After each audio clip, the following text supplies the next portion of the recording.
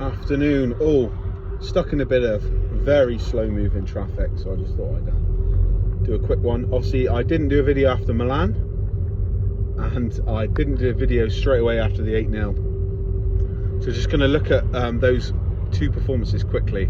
See, AC Milan, a battling, resilient performance.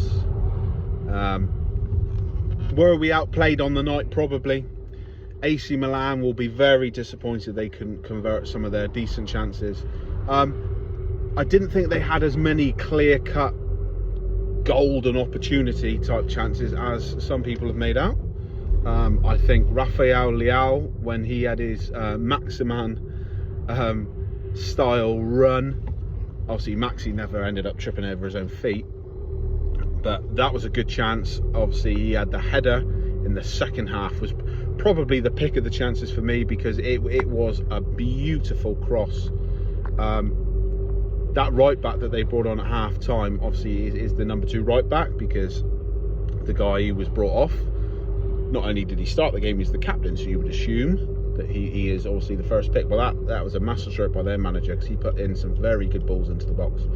But we were dogged, we were determined. I thought my initial reaction was the midfield looked better. Still not anywhere near where it should be or could be, but I thought we looked better. I thought Tonali, although he didn't have a fantastic vintage performance, I thought he dealt with the emotions and the pressure of returning straight away to his parent club, or sorry, his original club, his home club.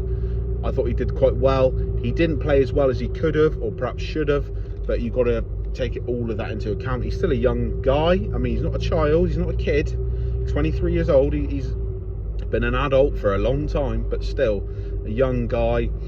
He wouldn't have had to do that in those circumstances before. He showed some nice touches. I thought Bruno gave the ball away a few times, particularly towards the end when the pressure was really getting to us and we were having to dig in, but he looked better than he has done recently. Outstanding performances in my book, Kieran Trippier. I would say the whole of the back four really, but Trippier and Botman in particular. I thought Dan Burn, despite giving their right back a lot of space in the second half, but then again you could say perhaps he was squeezing in to help out in central defence. I thought Dan Burn did really well. I thought Jacob Murphy played really well.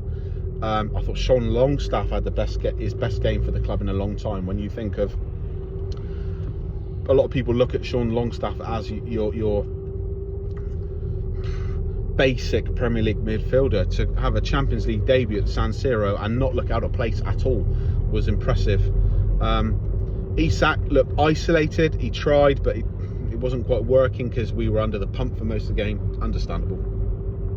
But we scratched and clawed and held on. We were resilient, dogged, determined, tough. And that point, the performance aside, a point on the board in the first Champions League game in 20 years will look even better in the fullness of time. I think the first 2 Champions League games, the sooner we get them out of the way, the better. Because the first one, was the first Champions League game in 20 years. That was the narrative, the build-up around it. And Paris Saint-Germain next week, cannot wait for that one. Again, the narrative will be the first Champions League game at St James's Park. So once we get those 2 out the way, I think you'll see the players not relax, because obviously it's tense, it's dynamic, it's a pressure cooker situation, but I think you'll see them look a bit more at ease in the environment that they're playing in. So fast forward on to Sheffield United. I'm not going to spend too long on this because it could take up a whole hour video, but 8 goals. Could not believe what I was seeing. I was watching it with my in-laws come over, and my mother-in-law, bless her heart, was chatting to me while I was watching the game, so I couldn't properly engage with it because I didn't want to be rude. But I've watched the highlights back time and time again. Standout performers, everyone really. Sheffield United didn't do themselves any favours, but I still think they will go down, but I think they're a much better team than that, and I don't think you'll see another team make them look or force them into being as bad as they were at Bramall Lane again this season. Standout performers, Jesus, I'm going to try. I'll pick 3, but the whole 11 and all the subs played well. It was such a shame for Harvey Barnes. We're hearing now Eddie Howe saying it's probably going to be months rather than weeks. It's an injury something to do with the bottom of his toe or the underside of his toe. Bit of a freak injury. It wasn't a tackle, it was off the ball. It was weird, but as soon as you could see on the telly him sit down, I was like, oh god, it's only his second start, 30 odd million pound player. However, I think, I'm not saying you never want any player to be injured, obviously, particularly with the 3 game weeks, but by the time he's back, he'll almost feel like a new signing, a bit like Anthony Gordon has this season. So it's a shame for him. But my top 3 performers, I'll have to say Anthony Gordon came on and looked electric. Assists, a goal, terrified Sheffield United, terrified the defence, terrified the fullbacks. They stood off him because they couldn't deal with his pace, and he just ripped them to shreds. Fantastic performance by Anthony Gordon. And you just knowing his character, or what we surmise of his character, you know that he would have just been fuming at being on the bench. I don't think he would have been sat there thinking, oh, why is fucking Barnes playing ahead of me, or why the fuck is the manager not playing me? He's just one of these lads who just wants to play all the time. So perhaps he felt like he had a point to prove. I don't think he's got a point to prove because he's been our best player so far this season, but wow. Secondly, Kieran Trippier, 3 assists and a clean sheet. So good on the ball. It's nice to see, particularly in the first half. It was the first half when we were shooting into the goal at the home end, if you like. A few of the players were getting pelters off the crowd. A few of the players were, the Sheffield boys were getting a bit boisterous, a bit argumentative. Frustration coming into the full because they were getting outplayed. Completely understandable. But a few of the lads were starting to bite back, and you could see them, no, don't get involved, don't get involved. Great captain, great character. Referees, I'm not going to question referees because I think they get too much stick, but I'm not saying the referees are going to get taken in by that sort of performance or that sort of approach, but it always helps if because the captains are primarily the ones that speak to the referee, or should be, like they do in rugby. It always helps if your captain is made a good impression on the referee, and Kieran Trippier does that every single game. 3 assists, 2 from a dead ball, 1 from a beautiful first time cross to Callum Wilson. Nice. My 3rd outstanding performer, and aside from Anthony Gordon, I would say he was the best player. I thought he was the best player on the pitch, to be honest. Don't worry about looking at a roundabout, idiot. It was Elliot Anderson. Fantastic. What a performance. He did not, you've got to take into account Sheffield United were not very good at all, but Elliot Anderson did not look out of place. He dominated the midfield, I thought, alongside Bruno and Sean. His first touch is always good. He's got pace, he's got power, he tries things, he gets back in a tackle, loves a tackle. He's just a fantastic box-to-box / attacking midfielder. He's definitely not a defensive midfield player, but I think he's like an old school box-to-box goal scoring midfielder, and I cannot wait for him to score his first goal because it is richly deserved. Ironic that we had 8 different goal scorers on the day, and it's such a shame that Elliot Anderson wasn't one of them. Obviously Miggy scored, Bruno scored, Isak scored, Wilson scored, Sean scored, Dan Burn, Botman, who am I forgetting? Anthony Gordon.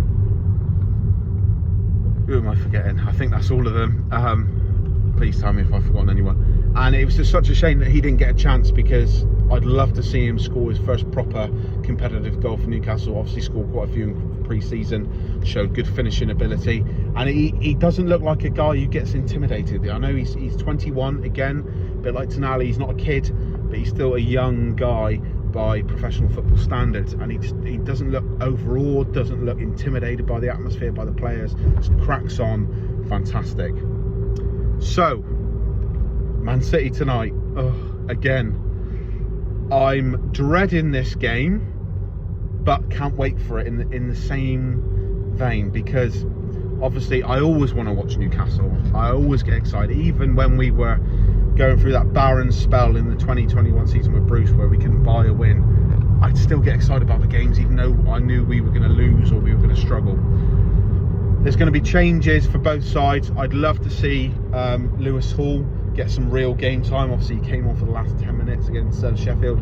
I'd love to see Tino Livramento start, not because he needs to, because Kieran Trippier is the best right back in the fucking world, but to get some real game time, give Trips a rest, because obviously Burnley at home Saturday, another big game. We want to keep that momentum building because we've got Paris Saint-Germain next week, so we've got 3 home games on the bounce now. I'd love to see Lewis Miley get some minutes. I'd love to see Elliot Anderson get some more minutes. Again, I know he started against Sheffield. Yeah, it'd be really interesting. Looking forward to the game. Obviously, Man City, Pep's on, oh, we got loads of injuries, going to make loads of changes, going to have to play the kids, They're still going to play a hell of a team. It's still going to be an extremely tough game. Although we want to keep the momentum, we want to keep the rhythm, going out of this competition would not be the end of the world. I'm not saying that we should aim to lose. I always want to win with a burning desire to win, but if we win, brilliant, fantastic. If it's a bonus. If we go out, it's a shame, but then again, it's Man City, the treble holders, the best team in the world, and it's one less competition to compete in. But we want to be competitive every time we step on that pitch, in every minute of every game. So, what do you guys think? Who's going to start tonight? What do you think of the last couple of games? Who was your standout player against Sheffield? Was it someone different? Was it someone other than Elliot Anderson, Kieran Trippier, Anthony Gordon? Were you impressed by Sean Longstaff yet again? Were you happy to see both the strikers score? Nice to see Alex Isak score after a few games, wasn't it? Anyway, please like, comment, subscribe. See you later. Up the tune. Come on.